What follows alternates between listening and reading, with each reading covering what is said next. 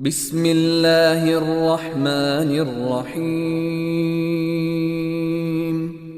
والتين والزيتون وطور سينين وهذا البلد الأمين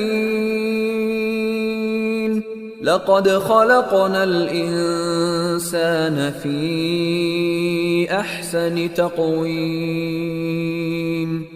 ثم رددناه أسفل سافلين إلا الذين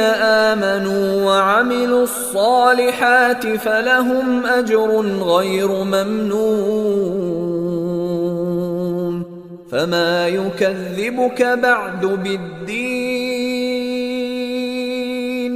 أليس الله بأحكم الحاكمين